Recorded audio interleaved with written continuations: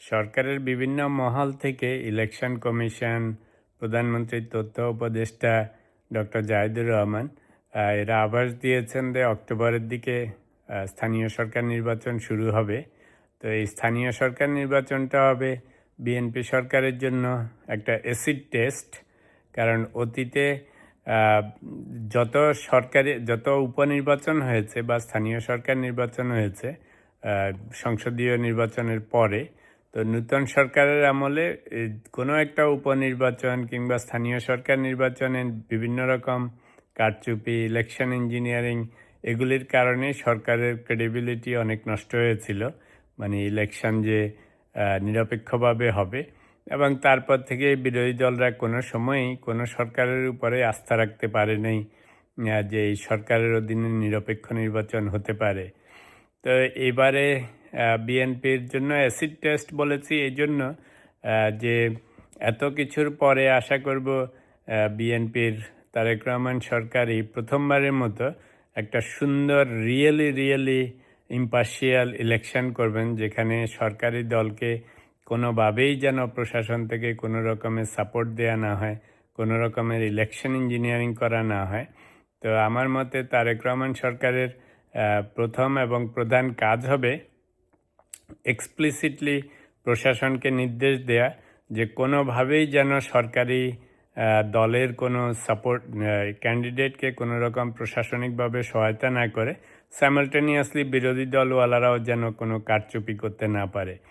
যদি সুন্দরভাবে স্থানীয় সরকার নির্বাচনটা নিরপেক্ষভাবে করতে পারে হোক, যদি বিরোধী দলের বেশি ক্যান্ডিডেট জয়লাভ করে করুক, আপনারা তো সেন্ট্রালি সরকারি দল, পার্লামেন্টে আপনাদের মেজরিটি আছে, সরকার আপনাদের হাতে, তো ভয়ের কি আছে? স্থানীয় সরকার নির্বাচনে যদি জনগণ লোকাল যাকে খুশি তাকে নির্বাচন করুক, ওখানে কোনো রকমের ইলেকশন ইঞ্জিনিয়ারিং করা একদমই ঠিক হবে না।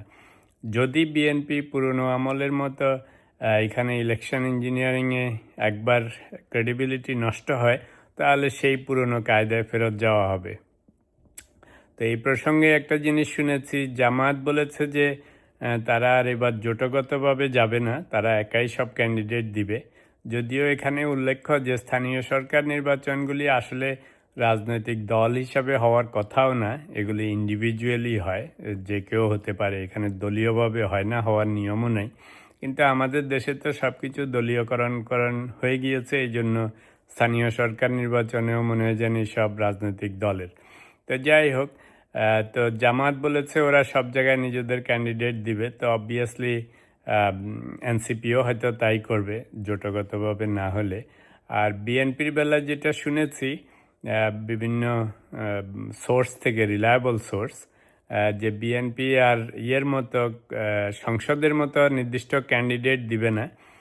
যার যার এলাকায় সে 2-3 জন হইলেও বিএনপির যে জিতে আসে সে তো বিএনপিরই হবে।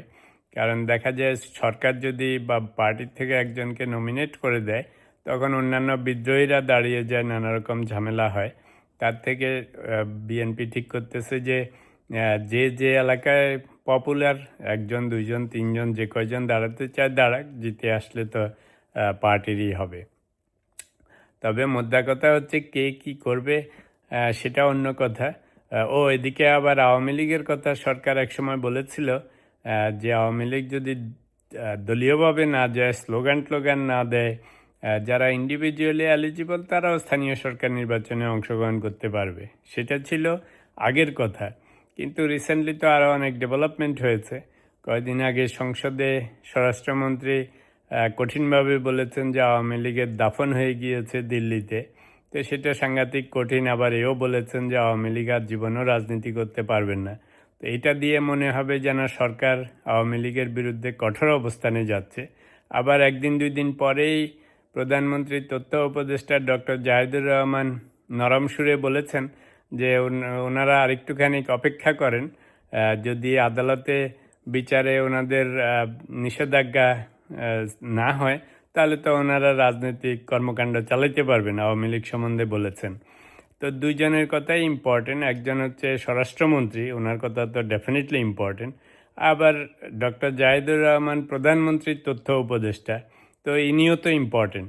তো তো কিছুটা মিক্স সিগন্যাল মনে হচ্ছে। একজন বলতেছে কঠোর যে আওয়ামী লীগের একেবারে দাফন হয়ে গেছে, আর জীবনেও আওয়ামী লীগ বাংলাদেশে কিছু করতে পারবে না।